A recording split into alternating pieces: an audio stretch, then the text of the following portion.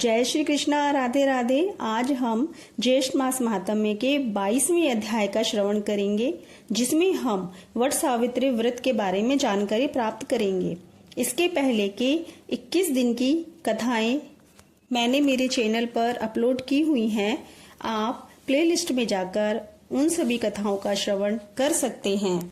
मैं इस वीडियो के डिस्क्रिप्शन में भी उनके लिंक दे दूंगी, वहां से भी आप उन सभी कथाओं को देख व सुन सकते हैं। ज्येष्ठ मास महात्म्य को सुनने के लिए रोज प्रातः काल यानी ब्रह्म मुहूर्त में उठकर स्नान करके स्वच्छ वस्त्र पहनकर भगवान श्री विष्णु जी का पूजन करना चाहिए और ज्येष्ठ मास महात्म्य की कथा सुननी चाहिए। मैं आपको प्रतिदिन प्रति अध्याय के हिसाब से 30 अध्यायों का श्रवण कराऊंगी। आइए अब कथा को प्रारंभ करते हैं। 21वें अध्याय में हमने सुना था कि दत्तात्रेय जी ने राजा पुलिंद को विधि पूर्वक एकादशी व्रत बताते हैं कि दशमी के दिन सवेरे उठकर नित्य कर्म से निवृत्त होकर स्नान आदि करके हाथ में जल लेकर उत्तर दिशा की ओर मुख करके एकादशी व्रत का संकल्प लें और इसके बाद दशमी के दिन क्या नहीं करना चाहिए और क्या करना चाहिए यह सब बताया। दशमी के बाद एकादशी के दिन पुनः ब्रह्म मुहूर्त में स्नान आदि करके नित्य कर्म करते हुए भगवान श्री हरि विष्णु जी की पूजा और अभिषेक मंत्रों के साथ करना चाहिए और व्रत करना चाहिए तथा दिन भर भगवान विष्णु का स्मरण और रात्रि में भजन कीर्तन जागरण आदि करना चाहिए और द्वादशी के दिन अपनी क्षमता के अनुसार ब्राह्मणों को भोजन कराना चाहिए। इसके बाद स्वयं एक समय भोजन करें। इस प्रकार 3 दिन में यह एकादशी का व्रत संपूर्ण होता है। अब 22वें अध्याय में हम वट सावित्री व्रत के रूप में ज्येष्ठ मास महात्म्य की कथा का श्रवण करेंगे। स्कंद जी कहने लगे कि हे ऋषियों, इस ज्येष्ठ मास के त्रयोदशी से लेकर पूर्णिमा तक 3 दिन तक यह सावित्री व्रत कहा गया है। इसको स्त्रियां सौभाग्य के लिए करती हैं। पतिव्रता स्त्रियां पूर्णिमा के दिन उपवास कर पतिव्रत तिथि में पारणा करती हैं। ऋषि कहने लगे कि हे स्कंद जी, हे षडानन, आप इस व्रत की विधि कहिए। स्कंद जी बोले कि हे विप्रो, ज्येष्ठ मास के पूर्णिमा के दिन पतिव्रता स्त्रियां अमृत समान जल से वृक्ष का सिंचन करें और सुंदर गंध अक्षत एवं पुष्प से पूजन करें। भक्ति से नमो वेवस्वताय इस मंत्र को जपती हुई वट वृक्ष की प्रदक्षिणा के साथ उसमें सुंदर सूत्र लपेटें। इस व्रत को समाहित चित्त से 1 वर्ष तक करें तथा रात्रि में भोजन करें और वर्ष के प्रत्येक पक्ष में वट वृक्ष का पूजन करें। पुनः ज्येष्ठ मास आने पर द्वादशी के दिन सूक्ष्म भोजन करें और त्रयोदशी के दिन प्रातः दातुन आदि करके नियम ग्रहण करें कि हे जगद्धात्री, आज से लेकर 3 रात्रि पर्यंत लंघन करूंगी और चौथे दिन चंद्रमा को अर्घ देकर उस सती सावित्री का पूजन करूंगी। यथाशक्ति ब्राह्मणों को भोजन कराकर भोजन करूंगी। हे शुभ्रे, मेरे व्रत को पूर्ण करो, किसी प्रकार का विघ्न उत्पन्न ना हो। इसके पश्चात सप्तधान्य से पूरित वंश पात्र को कलश पर स्थापित करें और उस वंश पात्र पर वस्त्र सहित प्रतिमा रखें। स्वर्ण की प्रतिमा ब्रह्मा तथा सावित्री की तथा धर्मराज की प्रतिमा बनाकर उनका पूजन करें। वट वृक्ष के मूल भाग पर स्थापित व्रत के घट के ऊपर प्रतिमा 3 दिन तक स्थापित करें। पूर्णिमा के दिन प्रातः काल उठकर स्नान आदि नित्य क्रिया करके सम्यक प्रकार से पूजन करें। सत्य सावित्री की प्रतिमा स्वर्ण में बनाकर चांदी की शैया पर स्थापित करें और काष्ठ का बोझ रखें। स्त्री हो, विधवा हो, अपुत्री हो, कुमारी हो, पति युक्ता हो या सुपुत्री हो, सभी को इस व्रत को करना चाहिए। अर्घ देते समय हे ओमकार पूर्वके, हे देवी वीणा पुस्तक धारिणी, हे पतिव्रते, हे महाभागे, हे वंदी जाए, हे शुचि स्मित, हे दृढ़मते, आपको नमस्कार है, ऐसा कहना चाहिए। हे वेद गर्भे, हे निमित्त प्रिय भाषण करने वाली, हे सुव्रते, आप अवैधव्य सौभाग्य तथा पुत्र पौत्र और सख्य यानी मित्रता का सुख प्रदान करें। हे सुव्रते, आप इस अर्घ को ग्रहण करें, आपको नमस्कार है, ऐसा भी कहना चाहिए। हे देव, आपसे देवता, असुर, दानव, मनुष्य सहित समस्त जगत व्याप्त है। हे देव, आप सत्य व्रत को धारण करने वाले हैं। हे ब्रह्म स्वरूप, आपको नमस्कार है। हे वैवस्वत, आप समस्त लोगों के कर्म साक्षी हो, शुभ तथा अशुभ कर्मों के विचार करता हो। आप इस अर्घ को ग्रहण करें, आपको नमस्कार है। हे धर्मराज, आपको नमस्कार है। हे धर्म रूप, आप धर्मराज हैं, पितरों के स्वामी हैं, समस्त जीवों के साक्षी भूत हैं। आप इस अर्घ को ग्रहण करें और मुझे पति सुख को प्रदान करें। इस प्रकार 1 वर्ष तक यह व्रत करें। यदि कोई स्त्री असमर्थ हो तो 1 मास ही कर ले। यदि 1 मास व्रत करने की भी सामर्थ्य ना हो तो 3 दिन तक ही व्रत कर ले। इस प्रकार पवित्रात्मा 1 मास तक उपवास व्रत करें। जो कुलांगना ज्येष्ठ मास में प्रातः काल स्नान नहीं करती हैं, महान व्रत रखने पर भी उन स्त्रियों का दुर्भाग्य होता है। जैसे अपवित्र अर्घ यानी आग का वृक्ष की समस्त वस्तुएं निष्फल होती है, उसी प्रकार ज्येष्ठ मास में समस्त कर्म करने पर भी स्नान आदि प्रातः काल न करने से सब निष्फल हो जाता है। हे ऋषियों, सावित्री के 3 दिन का व्रत करना तथा उसका विधान आप लोगों से कहा। व्यास जी राजा युधिष्ठिर से कहते हैं कि हे नराधीप, ज्येष्ठ मास की पूर्णिमा यदि ज्येष्ठ नक्षत्र से युक्त हो तो छाता जूता दान करने से राजा होते हैं। यहाँ मैंने ज्येष्ठ मास का महात्म्य संक्षेप में आपको बताया है और आपकी भक्ति देखकर उससे प्रसन्न होकर शेष जो कुछ भी है वह सब भी मैं कहूँगा। इस प्रकार से ज्येष्ठ मास महात्म्य में वृष सावित्री व्रत वर्णन का 22वां अध्याय संपूर्ण होता है। जय श्री कृष्णा, राधे राधे। आपसे निवेदन है कि मेरे इस वीडियो को ज्यादा से ज्यादा लाइक शेयर कीजिए और यदि आपने सब्सक्राइब नहीं किया है तो मेरे इस चैनल को सब्सक्राइब जरूर करिएगा। जय श्री कृष्णा, राधे राधे। जय श्री कृष्णा, राधे राधे। आज हम ज्येष्ठ मास महात्म्य के 23वें अध्याय का श्रवण करेंगे, जिसमें हम सावित्री सत्यवान आख्यान सुनेंगे। आइए अब कथा को प्रारंभ करते हैं। 22वें अध्याय में हमने सुना था कि स्कंद जी कहने लगे, हे ऋषियों, ज्येष्ठ मास की त्रयोदशी से लेकर पूर्णिमा तक सावित्री व्रत कहा गया है। स्त्रियां सौभाग्य प्राप्ति के लिए इस व्रत को करती हैं। फिर वह इस व्रत की विधि बताते हुए कहते हैं कि इसमें सोने के ब्रह्मा जी, सावित्री जी और यमराज जी की मूर्ति बनाकर उनकी पूजा करनी चाहिए व वट वृक्ष की पूजा करनी चाहिए और वट वृक्ष के नीचे कलश की स्थापना भी करनी चाहिए और शाम के समय यमराज जी के लिए दीपदान करना चाहिए। इसे सभी आयु वर्ग की महिलाओं को करना चाहिए, चाहे वह कुंवारी कन्या हो, विवाहित स्त्री हो, पुत्रवान महिला हो या अपुत्रवान महिला हो। इस प्रकार व्यास जी कहते हैं कि ज्येष्ठ नक्षत्र युक्त पूर्णिमा पर छाता व जूता दान देना अति पुण्यदायक होता है। अब आगे की कथा में हम सावित्री सत्यवान का आख्यान शुरू करते हैं। स्कंद जी ऋषियों से कहने लगे कि हे ऋषियों, श्री वेद व्यास जी राजा युधिष्ठिर से बोले कि हे राजन, अब हम श्रेष्ठ स्त्रियों का महाभाग्य वर्णन करते हैं। राजकन्या सावित्री ने जिस तरह समस्त वस्तुओं को प्राप्त किया उसको आप श्रवण करें।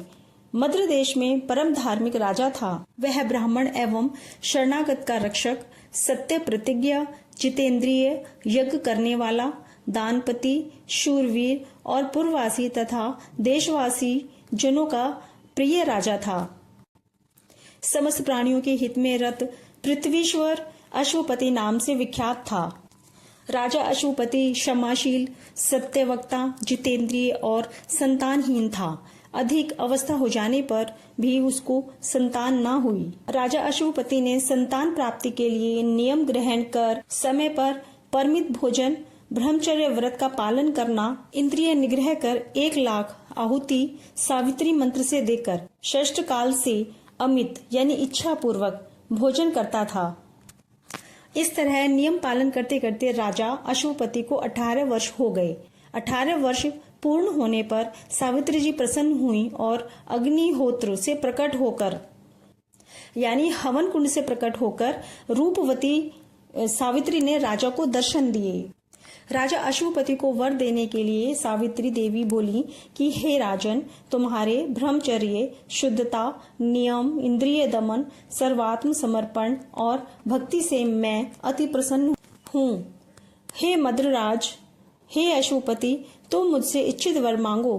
तुमने धर्म के विषय में किसी प्रकार का कुछ भी प्रमाद नहीं किया है।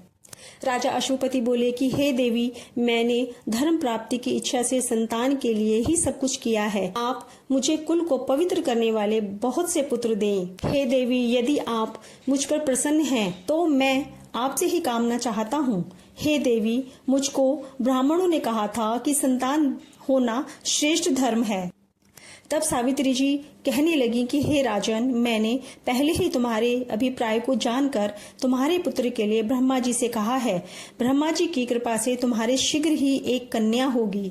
अब इस विषय में तुम मुझसे कुछ नहीं कहना। मैं ब्रह्मा जी की आज्ञा से प्रसन्न होकर तुमसे कहती हूँ। सावित्री के वचनों को सुनकर राजा अश्वपति कहने लगे कि हे देवी, जो कुछ ब्रह्मा जी ने कहा है वह मुझे स्वीकार है। यह कहकर वह पुनः सावित्री देवी को राजा ने प्रसन्न किया। तब सावित्री देवी ने कहा कि हे राजन, यह शीघ्र होगा, और ऐसा कहकर सावित्री देवी अंतर्ध्यान हो गयी। राजा अश्वपति पुनः अपने घर वापस आया और राजा राजसिंहासन पर बैठकर प्रसन्न पूर्वक मन से धर्म पूर्वक अपनी प्रजा का पालन करने लगा।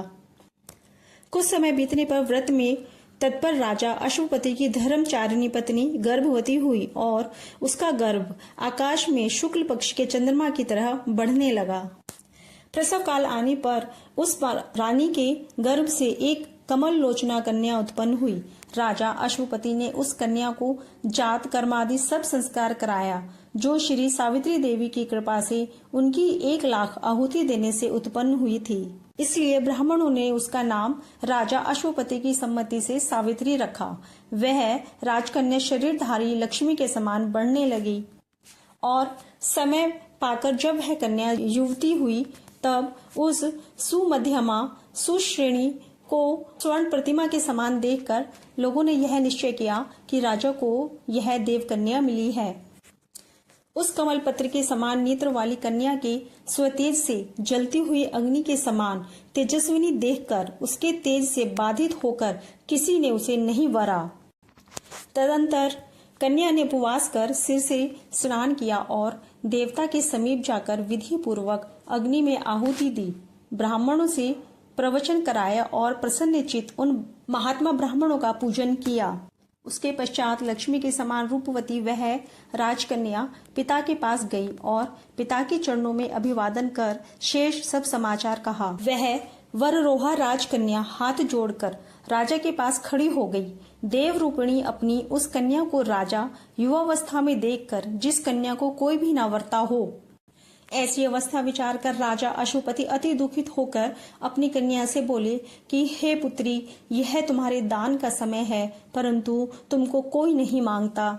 इसलिए तुम स्वयं अपने गुणों के समान पति की खोज करो, और यदि कोई प्रसिद्ध पुरुष हो तो मुझसे कहो, फिर विचार कर हम तुम्हारा कन्यादान कर देंगे। तुम जैसा पति चाहती हो वैसा वरो। तुम ब्राह्मणों से पढ़ा जाता हुआ जैसा वर धर्म शास्त्रों में सुना हो, हे कल्याणी, मेरे वचनों को सुनकर वैसा ही तुम करो। समय पर विवाह ना करने पर कन्या पिता से कहे कि मेरा विवाह कर दीजिए, और पति से कुछ कहना हो तो नम्रता पूर्वक कहो, तथा पति के ना रहने पर और माता से आरक्षित होने पर पुत्र से कहें। यह सब बात समझकर तुम पति की खोज करो, जिससे हम देवताओं की निगाह में निंदित ना हो जाएं। स्कंजी कहने लगे कि हे ऋषियों, इस प्रकार राजा अश्वपति ने अपनी कन्या और राज्य मंत्रियों से प्रिय वचन कहे। राज्य मंत्रियों को कन्या के साथ जाने की आज्ञा दी। इसके पश्चात वह तपस्वी राज्य कन्या लज्जित होकर पिता के चरणों को नमस्कार कर बिना विचारे ही पिता की आज्ञा मानकर रथ पर सवार होकर वृद्ध मंत्रियों के सहित अपने घर से पति की खोज में चली। वह कन्या राज ऋषियों के तपोवन में गई। वहां पर वयोवृद्ध माननीय लोगों के चरणों में प्रणाम कर क्रम से समस्त तीर्थों में गई और वन के समस्त तीर्थों में जाकर ऋषियों का आशीर्वाद लेने लगी, और जो ब्राह्मणों का श्रेष्ठ तपोवन था उसको त्याग कर अनेक देशों में गई। इस प्रकार से ज्येष्ठ मास मातम्य के सावित्री सत्यवान आख्यान का 23वां अध्याय संपूर्ण होता है। जय श्री कृष्णा, राधे राधे। आप सभी से मेरा निवेदन है कि मेरे इस वीडियो को ज्यादा से ज्यादा लाइक शेयर कीजिए और यदि आपने मेरे चैनल को सब्सक्राइब नहीं किया है तो मेरे इस चैनल को सब्सक्राइब जरूर करिएगा। जय श्री कृष्णा, राधे राधे। जय श्री कृष्णा, राधे राधे। आज हम ज्येष्ठ मास मातम्य के 24वें अध्याय का श्रवण करेंगे, जिसमें हम सत्यवान सावित्री के बारे में और जानकारी प्राप्त करेंगे। आइए अब कथा को प्रारंभ करते हैं। पिछले अध्याय में हमने सुना था कि स्कंद जी ऋषियों से कहते हैं कि अब हम श्रेष्ठ स्त्रियों का महाभाग्य श्रवण करेंगे। हम सावित्री की कथा सुनेंगे। मद्र देश के राजा अश्वपति बहुत ही दानवीर, शूरवीर, जितेंद्रिय और सत्यप्रिय थे। उसके संतान ना होने के कारण उसने सावित्री मंत्र से 1 लाख आहुति देकर नियम पूर्वक व्रत किया, जिससे सावित्री जी ने प्रसन्न होकर उन्हें एक पुत्री होने का आशीर्वाद दिया। उनके आशीर्वाद से राजा की तेजस्वी और कमल लोचना कन्या उत्पन्न हुई, जिसका नाम उन्होंने सावित्री रखा। जब वह कन्या बड़ी हुई तो सब उसे देव कन्या कहने लगे, क्योंकि वह बहुत ही तेजस्विनी थी और उसके तेज के कारण कोई भी उसको वरने को तैयार नहीं था। तब राजा ने उसे अपने वृद्ध मंत्रियों के साथ अपने पसंद का पति ढूंढकर वरने की आज्ञा दी। वह अपने पिता की आज्ञा से अनेक देशों में गई। अब आगे की कथा इस प्रकार से है। स्कंद जी कहने लगे कि हे ऋषियों, व्यास जी राजा युधिष्ठिर से बोले कि हे भारत। इसके पश्चात मद्र राजा अश्वपति और नारद ऋषि का समागम हुआ। कथा के योग से राजसभा में नारद जी बैठे थे।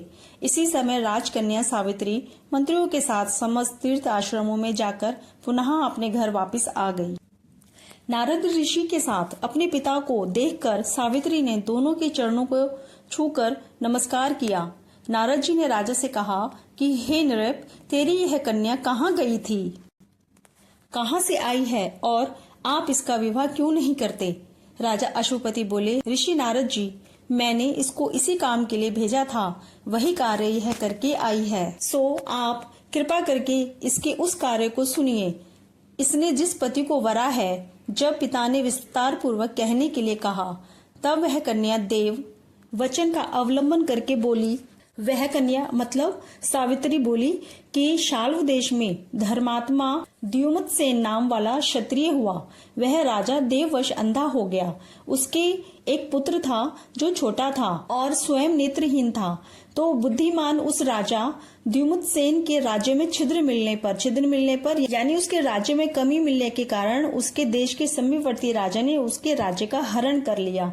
तब वह द्युमत्सेन अपने बाल पुत्र और स्त्री सहित वन को चला गया और वह महाव्रती बड़े वन में जाकर तप करने लगा।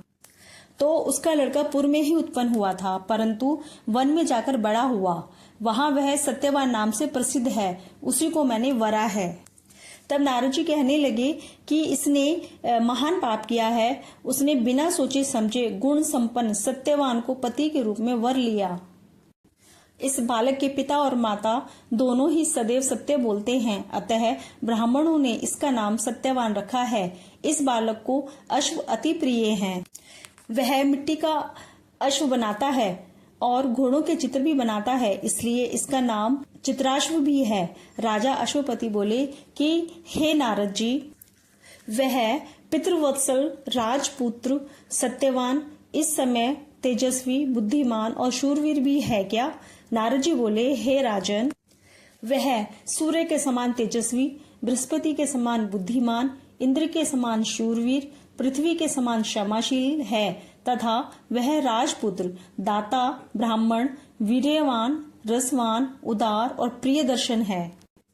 वह दानवीर में इस समय अपनी शक्ति राजा रंतिदेव के समान, उशीनर पुत्र शिवी के समान ब्रह्मण्य और सत्यवादी है। वह बलि द्युमत्सेन ययाति के समान उदार, चंद्रमा के समान प्रिय दर्शन, रूप में अश्विनी कुमार के समान है।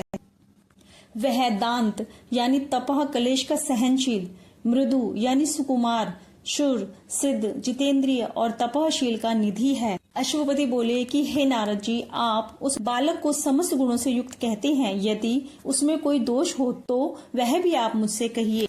नारद जी बोले कि हे राजन, उसके सब गुणों को दबा देने वाला एक ही दोष है और दूसरा कोई नहीं है। वह दोष है कि वह क्षीणायु सत्यवान आज से 1 वर्ष बाद शरीर त्याग देगा। राजा अश्वपति ने कहा कि हे सावित्री, हे शोभने, इधर आओ और दूसरे को वरने जाओ। उस सत्यवान में समस्त गुण को दबाने वाला एक ही दोष है कि वह अल्पायु है और वह बालक 1 वर्ष में देह त्याग देगा। ऐसा मुझे नारद जी ने कहा है। तब सावित्री कहने लगी कि हे पिताजी, राजा लोग एक बार ही बोलते हैं और पंडित लोग भी एक बार ही बोलते हैं, तब कन्या एक बार ही वरती है। यह तीनों कार्य एक बार ही किए जाते हैं, चाहे वे दीर्घायु हो या अल्पायु, सगुण हो अथवा निर्गुण हो। मैंने एक बार पति को वर लिया, अब दूसरा पति नहीं वरूंगी। मन से कार्य निश्चित होने पर ही किया जाता है, वचन से कहा जाता है, उसके बाद ही कर्म किया जाता है, उसमें प्रमाणभूत मेरा मन है। हे तात, मेरे इस मानस विचार का ध्यान रखकर जो कर्तव्य हो वह करना चाहिए, सो ही आप कहिए। नारद जी बोले कि हे नरश्रेष्ठ, सत्यवान के विषय में सावित्री का विचार स्थिर है। जिसकी बुद्धि निश्चित रूप से दूसरे पुरुष में नहीं जाती, उसको किसी प्रकार से भी इस धर्म से पृथक नहीं किया जा सकता। इसलिए आपकी कन्या का विवाह सत्यवान के साथ कर देना ही मुझे उचित मालूम होता है। राजा अश्वपति कहने लगे कि हे नारद जी, मैंने बिना विचार किए ही यह वचन कहे हैं और अब मैं आपके सत्य वचन को ही करूंगा, क्योंकि आप मेरे गुरु हैं। नारद जी बोले कि हे राजन, आपकी पुत्री का विवाह संबंध विघ्न रहित हो। ऐसा कहकर नारद जी उठकर स्वर्ग लोक को चले गए। तदंतर राजा अश्वपति ने भी अपनी कन्या का सब वैवाहिक कार्य किया। इस प्रकार से ज्येष्ठ मास महात्म्य के सत्यवान सावित्री कथा का वर्णन और 24वां अध्याय संपूर्ण होता है। जय श्री कृष्णा, राधे राधे। यदि आपको मेरा ये वीडियो अच्छा लगा हो तो इस वीडियो को ज्यादा से ज्यादा लाइक शेयर करिए, और यदि आपने मेरा चैनल सब्सक्राइब नहीं किया है तो आपसे निवेदन है कि मेरे इस चैनल को जरूर सब्सक्राइब करिएगा। जय श्री कृष्णा, राधे राधे। जय श्री कृष्णा, राधे राधे। आज हम ज्येष्ठ मास महात्म्य के 25वें अध्याय का श्रवण करेंगे, जिसमें हम सत्यवान सावित्री के बारे में और जानकारी प्राप्त करेंगे। आइए अब कथा को प्रारंभ करते हैं। पिछले अध्याय में हमने सुना था कि स्कंद जी कहते हैं कि जब राजकन्या सावित्री समस्त तीर्थों से वापस लौटती है, तब नारद जी को भी अपने पिता के साथ देखती है, तो वह दोनों को चरण छूकर नमस्कार करती है। तब नारद जी राजा अश्वपति से पूछते हैं कि तुम्हारी यह कन्या कहाँ से आई है और तुम इसका विवाह क्यों नहीं करते। तब राजा अश्वपति जी बताते हैं कि मैंने इसे इसी कार्य के लिए भेजा था और यह वही कार्य करके आई है। तब उससे सब कुछ विस्तार पूर्वक बताने के लिए कहा जाता है। तब वह कन्या सावित्री बताती है कि उसने द्युमत्सेन के पुत्र सत्यवान को वरा है। यह बात सुनकर तब नारद जी कहते हैं कि वह तो अल्पायु है। तब राजा अश्वपति अपनी कन्या से कहते हैं कि तुम दूसरा वर लो। तब कन्या सावित्री कहती है कि राजा एक ही बार बोलते हैं, पंडित भी एक ही बार बोलते हैं और कन्या भी एक ही बार वरती है। तीनों ही कर्म एक ही बार किए जाते हैं। अब मैं दूसरा वर यानी पति नहीं वरूंगी। तब नारद जी बोले, हे राजन, सत्यवान के विषय में सावित्री के वचन स्थिर हैं, अतः इसे धर्म से पृथक ना करके इसके विवाह को विघ्न रहित करो। ऐसा कहकर नारद जी वहां से चले जाते हैं। अब आगे की कथा इस प्रकार से है। स्कंद जी बोले कि हे ऋषियों, नारद जी के चले जाने पर सब वृद्ध, द्विज, ऋत्विज, पुरोहित वर्ग को बुलाकर पुण्यतिथि में राजा अश्वपति ने राजा द्युमत्सेन के आश्रम में जाने के लिए यात्रा की। हे नृप, राजा अश्वपति ने राजा द्युमत्सेन के आश्रम मेधारण्य में जाकर शाल वृक्ष के सहारे बैठे हुए महात्मा द्युमत्सेन को देखा। उषा के आसन पर स्थित नेत्रहीन राजा को देखकर अश्वपति ने राजर्षि द्युमत्सेन का यथाविधि पूर्वक पूजन किया और नियमित वचनों से अपना मंतव्य निवेदन किया, यानी अपने आने का उद्देश्य बताया और कुशासन बैठने के लिए उन्होंने लिया। जो कुछ उनका विचार सत्यवान के विषय में था सब कुछ कह दिया और अपना अभिप्राय भी कह दिया। इसके पश्चात कहने लगे कि राजर्षि, मेरी शोभना कन्या सावित्री नाम की है। हे धर्मज्ञ, आप उसको अपनी पुत्र वधू के रूप में ग्रहण करें। राजा द्युमत्सेन बोले कि हे राजन, हम लोग राज्य से च्युत हो चुके हैं, यानी हमारा राज्य छीन चुका है। वनवास का आश्रय लेकर तपस्वियों के धर्म जैसे जीवन व्यतीत कर रहे हैं। इस वनवास के आश्रम में रहने के अयोग्य आपकी कन्या इस शीत को किस प्रकार सहन कर सकेगी। राजा अश्वपति कहने लगे कि हे राजा सत्तम, मेरी पुत्री ने यह सब जानकर ही आपके पुत्र को पति के रूप में वरा है। आपके पुत्र के साथ इसका विवाह संबंध स्वर्ग के समान सुखदायी होगा, इसमें कोई संशय नहीं है। हे राजन, मैं आपके सुहृदय भाव के शरण में तैयार होकर आया हूँ। मेरी आशा को नष्ट ना करें, यानी मुझे निराश ना करें। आपका अयोग्य पुत्र भी मुझे अभिमत है, यानी आपका पुत्र यदि अयोग्य होता तब भी मुझे स्वीकार्य है, और इसी तरह मेरी अयोग्य कन्या भी आपको अभिमत हो, यानी यदि वह भी अयोग्य हो तो भी वह आपको स्वीकार्य हो। आप मेरी कन्या को अपनी पुत्र वधू बनाने के निमित्त, आपका पुत्र उसको भार्या बनाने के निमित्त ग्रहण करें। राजा द्युमत्सेन बोलते हैं कि हे राजन, मेरा विचार पहले ही आपके साथ संबंध करने का था, परंतु इस समय मैं राज्यहीन हूँ, इसलिए मैंने अपना निश्चय आपसे कहा। इसके पश्चात दोनों राजाओं ने आश्रमवासी सभी द्विजों को, यानी सभी ब्राह्मणों को एकत्रित करके विधि पूर्वक विवाह संस्कार कर दिया। राजा अश्वपति वर के योग्य कन्या का सामग्री सहित दान करके परम हर्ष के साथ अपने घर वापस आए, यानी अपने नगर वापस लौट आए। सत्यवान सर्वगुण संपन्ना उस भार्या को पाकर अति प्रसन्न हुआ तथा सावित्री भी इच्छित पति को पाकर अत्यंत प्रसन्न हुई। अपने पिता के चले जाने पर संपूर्ण आभूषणों को उतारकर वल्कल के आभूषण और काशाय के वस्त्रों को धारण कर लेती है, यानी वो राजसी वस्त्रों को और आभूषणों को उतारकर वनवासियों का रूप धारण कर लेती है, यानी वैसे ही वस्त्र वो पहन लेती है जैसे वनवासी लोग पहनते हैं। सावित्री ने अपनी सेवा गुण, नम्रता, शील और समस्त गृह कार्य से सेवा करके सबको प्रसन्न किया। इसी प्रकार उस आश्रम में सदैव निवास करने वाले सत्पुरुषों को प्रसन्न करती रही। राजर्षि सत्यवान भी ऐसी पतिव्रता स्त्री को पाकर अत्यंत प्रसन्न हुआ, परंतु सावित्री के मन में शयन, गमन आदि सभी समय में दिन रात देव ऋषि नारद की बात बनी रहती थी कि उसके पति की आयु अल्प है। परंतु वे दोनों ही उस वन के एक भाग में इंद्राणी के सहित इंद्र के समान आनंद करते थे। इस प्रकार कुछ समय बीत गया। इस प्रकार से ज्येष्ठ मास महात्म्य में सत्यवान सावित्री कथा वर्णन और 25वां अध्याय संपूर्ण होता है। जय श्री कृष्णा, राधे राधे।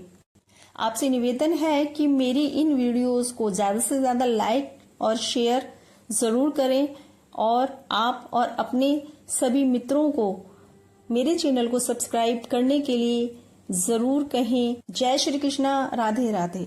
जय श्री कृष्णा, राधे राधे। आज हम ज्येष्ठ मास महात्म्य के 26वें अध्याय का श्रवण करेंगे, जिसमें हम सत्यवान सावित्री कथा के बारे में और जानकारी प्राप्त करेंगे।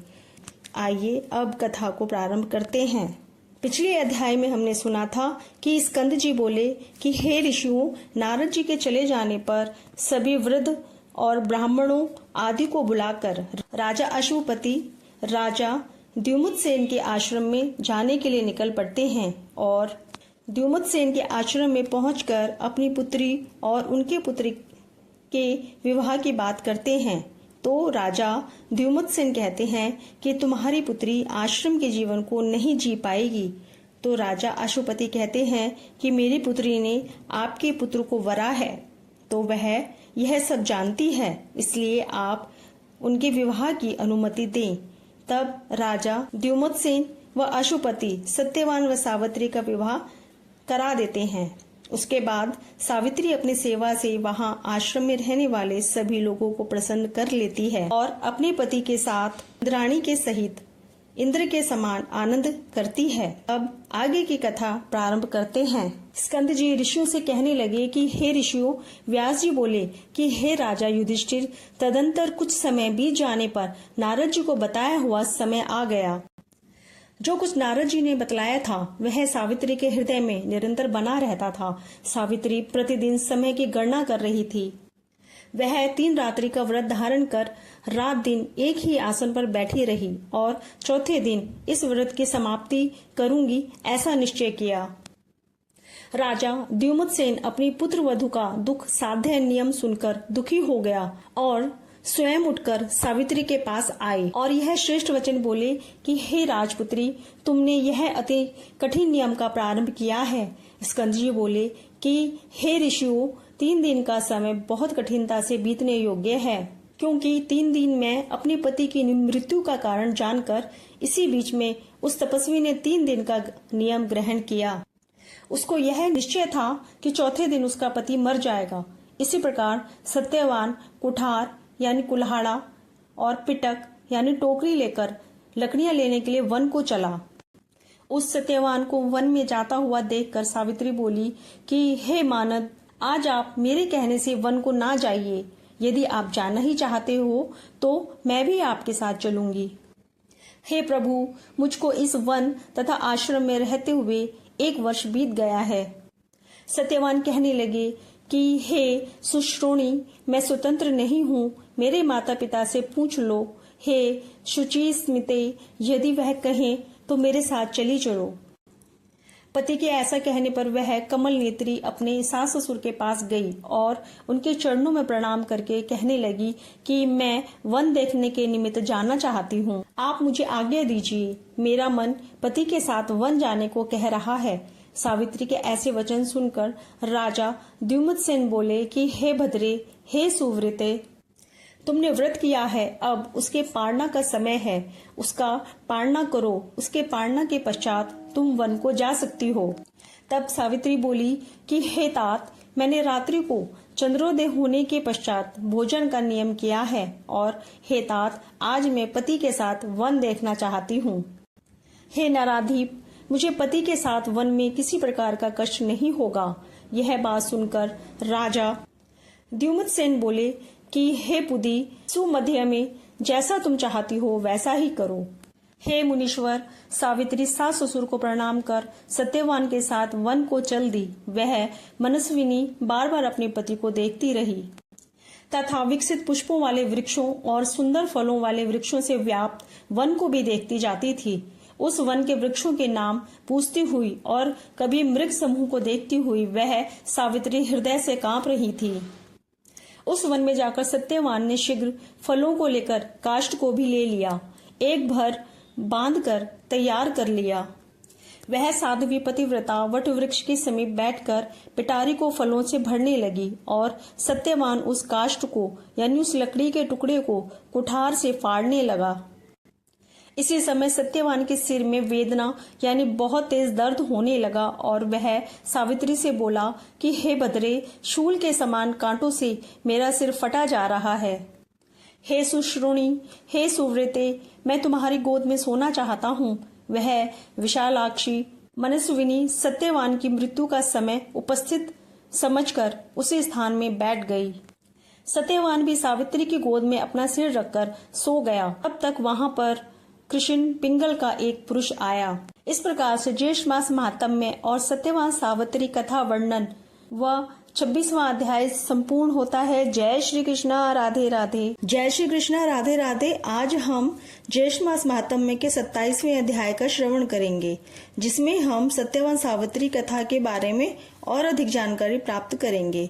आइए अब कथा को प्रारंभ करते हैं। पिछले अध्याय में हमने सुना था कि स्कंद जी कहने लगे कि सावित्री के हृदय में नारद जी की कही हुई बात निरंतर बनी रहती थी और वह प्रतिदिन समय की गणना इसलिए करती है। जैसे ही मृत्यु का समय निकट आता गया, से 3 दिन पहले उसने एक व्रत का नियम लिया और 3 दिन एक ही स्थान पर बैठकर व्रत करती है। चौथे दिन उसका पति कुल्हाड़ी और टोकरी लेकर वन में जाने के लिए निकलता है, तो वह भी उसके साथ वन में जाने के लिए कहती है। तब सत्यवान उससे अपने माता पिता से आज्ञा लेके आने के लिए कहता है। फिर वह अपने सास ससुर के पास जाकर आज्ञा लेकर सत्यवान के साथ वन में जाती है। वहां अचानक सत्यवान के सिर में दर्द होने लगता है तो सावित्री उसका सिर अपनी गोद में लेकर बैठ जाती है। अब आगे की कथा प्रारंभ करते हैं। ऋषि लोग बोले कि हे स्कंद जी, दुख, शोक और भय से आक्रांत एकाकी वन में स्थित उस असहाय पतिव्रता मनस्विनी ने क्या किया। स्कंद जी बोले कि हे ऋषियों, सावित्री को पतिव्रता जानकर धर्मराज स्वयं आए। उस कृष्ण पिंगल वर्ण पुरुष को अत्यंत तेजवान देखकर वह पतिव्रता भामिनी बोली कि हे पुरुष लोक भयंकर, तुम कौन हो। तब यमराज बोले कि हे वरारोहे, हे मनस्विनी, तुम्हारे पति शीर्णायु हैं और हे देवी, तुम्हारा दुर्विषह तेज सहन करने योग्य नहीं है। हे महाभागे, यह जानकर मैं स्वयं आया हूँ। यह उस वरारोहा सावित्री से कहकर उस महात्मा सत्यवान के देह से अंगुष्ठ मात्र पुरुष को पाश से खूब गाढ़ा बांधकर वेग में खींचा और उसे लेकर यमराज अपने यमपुरी को चल दिए। तत्पश्चात अपने पति की आत्मा के पीछे पीछे सावित्री भी चली। यमराज बोले कि हे महाभागे, तुम बहुत दूर तक चली आई हो, अब लौट जाओ और घर जाकर अपने मृत पति की औधर्व देहिक यानी पारलौकिक क्रियाकर्म कराओ। इस प्रकार यमराज के कहने पर उस समय सावित्री यमराज से बोली कि हे मानद, आपके समीप मुझे शर्म नहीं है और ना मुझे ग्लानि है कि आप पर पुरुष हो और मैं आपके पीछे पीछे चल रही हूँ। हे सुरेश्वर, विशेषकर मुझे पति के समीप ग्लानि हो भी कैसे सकती है, क्योंकि आप तो मेरे पति की आत्मा को लेकर जा रहे हो और मुझे मेरे पति की आत्मा के साथ जाने में कैसी ग्लानि हो सकती है। आप धर्म से पालन करते हैं और धर्म से ही बरतते हैं। आज आपका दर्शन निष्फल नहीं हो सकता तथा सत्पुरुषों का तो यहाँ तक कहना है कि आपका दर्शन कभी भी निष्फल नहीं जा सकता। तथा वेदों को जानने वाले कहते हैं कि 7 पग 7 चलने से मैत्री हो जाती है, यानी मित्रता हो जाती है। उस समय उसके वचन सुनकर धर्मराज जी प्रसन्न हो गए और वरों के मालिक तथा वरों के दाता यमराज ने सावित्री को वर दिया। सावित्री ने अपने सास ससुर के लिए नेत्र प्राप्ति, राज्य प्राप्ति तथा रूप का वर मांगा और अपने पिता के लिए तथा अपने लिए 100 पुत्रों को होने का वर मांगा तथा यमराज की आज्ञा से पति का जीवन रूपी वर भी मांगा। इसके बाद सुव्रता सावित्री ने धर्मराज की प्रदक्षिणा की। सावित्री के सभी वरों को देखकर यमराज अपने लोक को गए और सावित्री अपने पति के सिर को अपनी गोद में लेकर वट वृक्ष के समीप पूर्ववत बैठ गई। हे ब्राह्मण, उसके पश्चात वह सत्यवान जाकर यह वचन बोले कि हे वरारोहे, हे भामिनी, मैंने इस समय एक अद्भुत स्वप्न देखा और वह सवृतांत जो धर्मराज ने किया था और कहा था वह सभी सावित्री जी को कह सुनाया। सावित्री ने भी जो बातचीत यमराज के साथ हुई थी सत्यवान को बतलाई। सूर्य नारायण के अस्त हो जाने पर राजा द्युमत्सेन यानी सत्यवान के पिता अपने पुत्र के आगमन की आकांक्षा से इधर उधर दौड़ने लगे। राजा द्युमत्सेन पुत्र के आगमन की आकांक्षा से एक आश्रम से दूसरे आश्रम को जाते और पुत्र के ना मिलने पर विलाप करने लगे कि हम दोनों अंधों की लकड़ी था, वो बुढ़ापे का सहारा था, वह सत्यवान बिना हम दोनों के कहाँ चला गया। इस प्रकार सपत्नीक वह राजा विलाप करता हुआ दुख से संतप्त होकर बार बार हे पुत्र कहकर पुकारने लगा। हे ब्राह्मणों, इस प्रकार अकस्मात राजा द्युमत्सेन के नेत्र खुल गए और उनको सब कुछ दिखाई देने लग गया। यह परम आश्चर्य देखकर आश्रम वासियों ने शांति पूर्वक वचन कहे कि हे महाराज, हे महामते, इन नेत्रों के खुलने से यह सूचित होता है कि आपका पुत्र के साथ संयोग अवश्य है। स्कंद कहने लगे कि हे ब्राह्मणों, जब तक तपस्वी लोग यह बात कर ही रहे थे कि उसी समय सत्यवान ने समस्त द्विजों को नमस्कार कर माता पिता को नमस्कार किया। तदंतर वह कमलेक्षणा सावित्री ने आकर सास ससुर के चरणों को नमस्कार किया। मुनि लोग कहने लगे कि हे सावित्री, हे वरानने, तुम वृद्ध ससुर के नेत्र प्राप्ति का कारण जानती हो क्या? सावित्री बोली कि हे मुनि श्रेष्ठ, मैं नेत्र प्राप्ति का कारण कुछ नहीं जानती, किंतु मेरे पति बहुत देर तक सोते रहे, इस कारण आने में देर हो गई। मैं बस इतना ही जानती हूँ। तब सत्यवान कहने लगा कि हे ब्राह्मणों, इस सावित्री के प्रभाव से यह सब कुछ हुआ है, इसका और कोई कारण मैं नहीं जानता। यह सब कुछ सावित्री के ही तप का फल है। मैं तो इस समय सावित्री के व्रत का प्रभाव देख रहा हूँ। स्कंजी कहने लगे, इस प्रकार सत्यवान के साथ बात हो रही थी कि इतने में ही राजा द्युमत्सेन के पूर्ववासी लोगों ने आकर कहा, जो उनका राज्य था, जो उनसे छीन लिया गया था, वहां के लोग, कि हे राजन, तुम्हारा शत्रु राजा मारा गया। जिस क्रूर मंत्री के द्वारा आपका राज्य हरण किया गया था, वह मंत्री भी मारा गया है। अतः यह सपूर्वासी आपके पास आए हैं। हे राज शार्दुल, हे प्रभु, आप उठिए और अपने राज्य का पालन चलकर करिए। हे राजन, आप मंत्री और पुरोहित के द्वारा राज्य आसन पर अभिषिक्त हो। स्कंजी बोले कि हे विप्रे, वह राजश्रेष्ठ पूर्ववासियों के साथ अपने पुर में जाकर अपने पितरों का राज्य प्राप्त किया। सावित्री और सत्यवान दोनों परम आनंद के भागी हुए। उनके बहुत शक्तिशाली 100 पुत्र उत्पन्न हुए तथा व्रत के प्रभाव से सावित्री के पिता अशुपति के भी यमराज की कृपा से 100 पुत्र हुए। हे विप्रो, यह उत्तम व्रत महात्म्य आप लोगों से मैंने कहा। इस व्रत के प्रभाव से क्षीणायु सावित्री का पति जीवित हो गया। इसलिए इस व्रत को सब स्त्रियों को करना चाहिए। यह व्रत पति सौभाग्य का फल दाता है। इस प्रकार से ज्येष्ठ मास महात्म्य में सत्यवान सावित्री कथा वर्णन और 27वां अध्याय संपूर्ण होता है। जय श्री कृष्णा। राधे राधे। आपको मेरा ये वीडियो अच्छा लगा हो तो ज्यादा से ज्यादा लाइक करिए, शेयर करिए, और यदि आपने मेरे चैनल को सब्सक्राइब नहीं किया है तो आपसे निवेदन है कि मेरे इस चैनल को सब्सक्राइब जरूर करिएगा और सभी कथाओं का श्रवण अवश्य करिएगा। जय श्री कृष्णा। राधे राधे।